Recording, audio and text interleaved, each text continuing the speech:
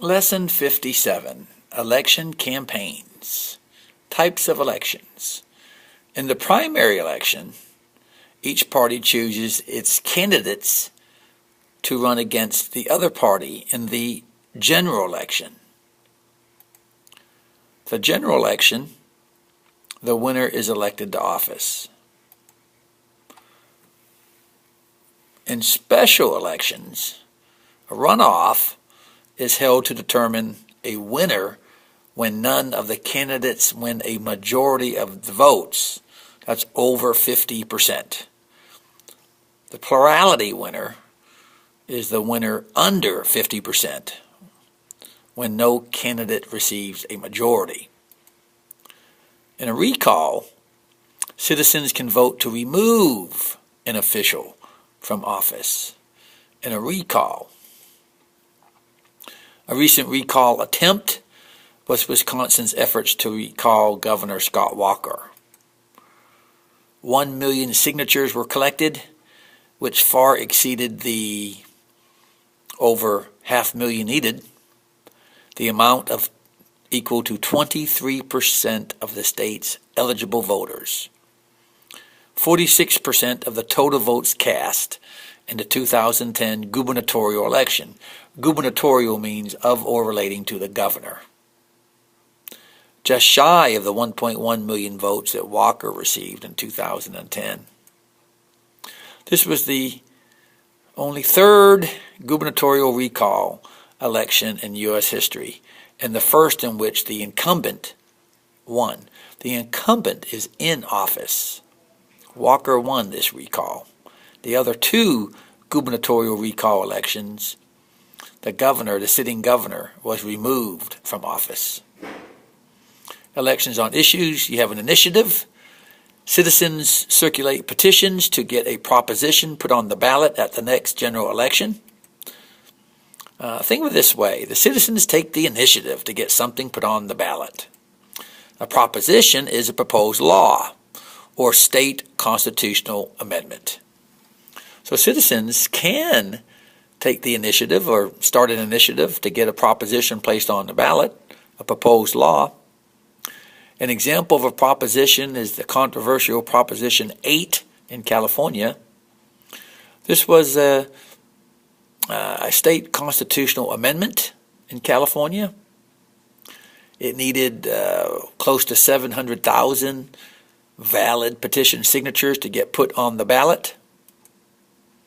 It passed in November of 2008, and it said the only marriage recognized in the state of California would be between a man and a woman. Of course, this was before the landmark Supreme Court case that legalized gay marriage across the land.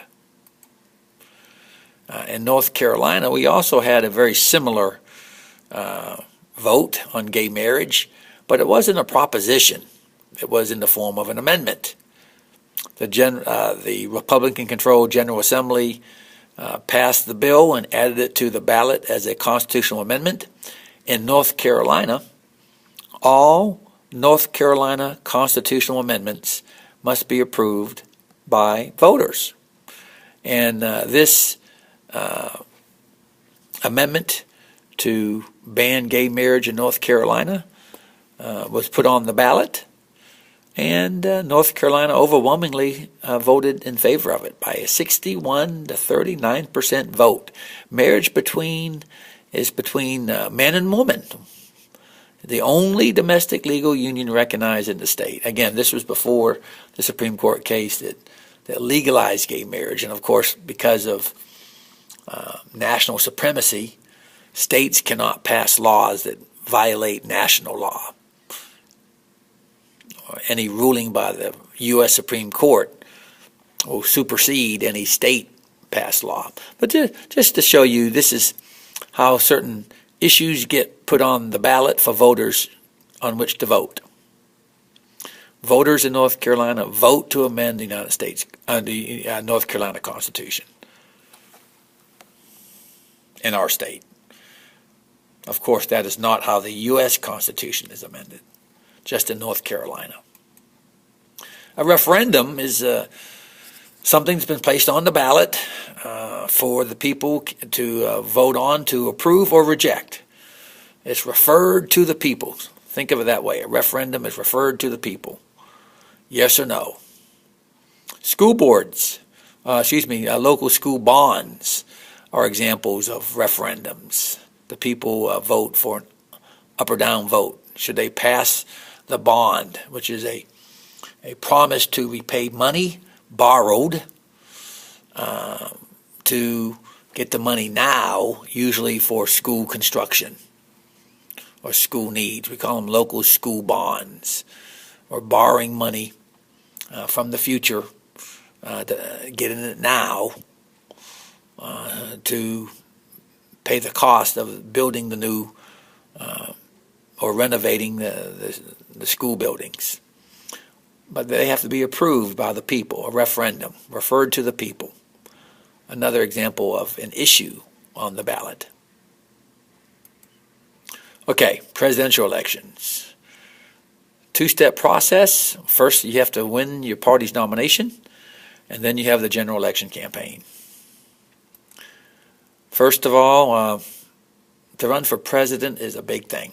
It's a big deal. Lots of soul searching. Do you want to put your family through this?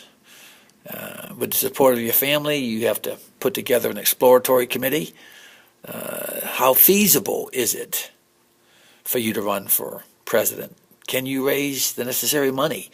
Do you have support in key primary and caucus states? If so, you'll make a big announcement. You'll campaign in the primary and caucus states. The goal is to win enough delegates to your convention to win the nomination. Then you select a running mate. You have the big convention. Labor Day, the race is on. Debates. And then is there an October surprise that comes up right before Election Day? All right, soul searching. Deciding to run for president is a monumental decision, a life-changing decision. Family support. Consulting with your family. Your life becomes an open book. You will live in a glass house. It affects all family members. Do you really want to put your family through this process? And again, exploratory committee. Could you win? In other words, can you get the money and the support necessary to have a chance of winning? It will contact potential donors as well as important politicos in each state, trying to measure the level of support for the potential candidacy. The exploratory committee does this. If the family is supportive and the exploratory committee thinks the candidacy is viable, then the candidate declares for president. You have the official announcement. Usually the official announcement is made in the candidate's hometown, surrounded by family, friends, and lifelong acquaintances, or it may be another dramatic scene or setting. And this usually takes place about 18 months before the general election for president.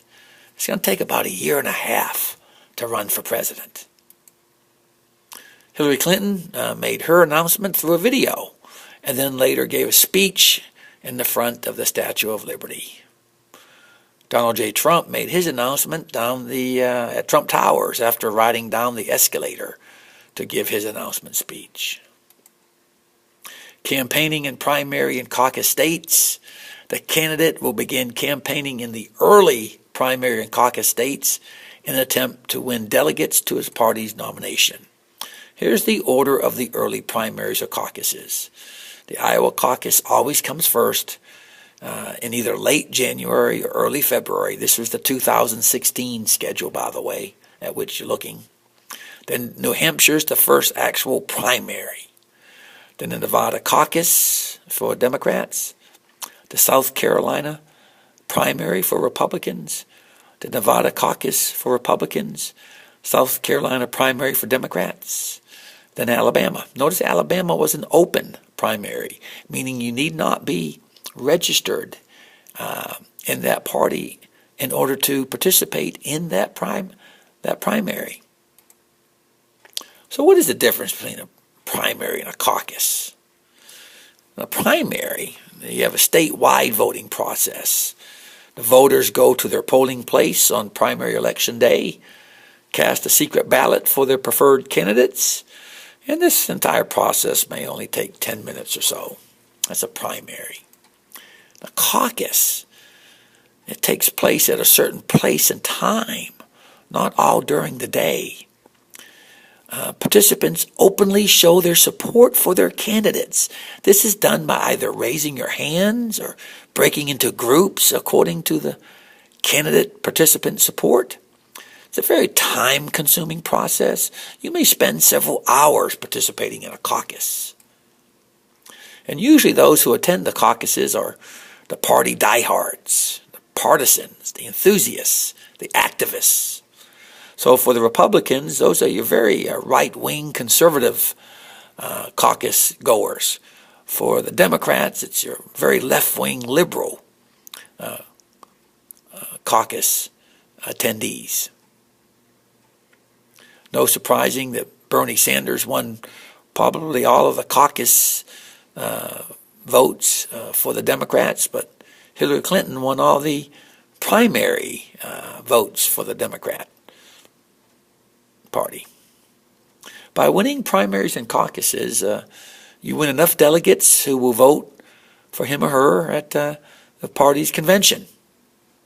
The key teaching point here is this: a candidate has to win his party's nomination by securing enough delegates through the primary and caucus process. These delegates will then in turn vote for him or her at the party's convention, and these types of delegates are called pledged delegates. Pledged delegates. Last time out for the Republicans, the following were trying to secure the party's nomination. I wrote the following in 2014. What about 2016? For the Republicans, I was making a prediction here. Who were the viable candidates? I was trying to guess in 2016. In 2014, I was trying to make a guess about 2016. You had Bobby Jindal, Marco Rubio, Chris Christie, Paul Ryan, Jeb Bush, Paul Huckabee. Notice one face is not on this list. The one that actually won the Republican nomination. No one in 2014, absolutely nobody, could have predicted that Donald J. Trump would have won the Republican nomination and then went on to win the general election. No one could anticipate Donald Trump winning that. He defeated 16 other GOP candidates, from Bush to Carson, Ted Cruz, Chris Christie, Lindsey Graham, Santorum, Rick Perry. Again, an amazing turn of events. This is what I wrote about the Democratic Party prospects in 2014 for 2016, trying to anticipate. I had Hillary Clinton down here, and possibly Joseph Biden, the governor of New York, Andrew Cuomo, Elizabeth Warren, possibly, among others I had predicted. No one could have anticipated Bernie Sanders contesting the Democrat nomination. No one in 2014 could have made that prediction. So you never know. You never know. What about 2020? Obviously for the Republicans, Donald J. Trump will run for re-election, but who will be that Democrat candidate? Who will be that Democrat challenger? Who will win the Democrat nomination? Anyone care to guess now? Sometimes it's easy. Sometimes something unforeseen happens. This concludes Lesson 57, and we'll conclude running for president in Lesson 58.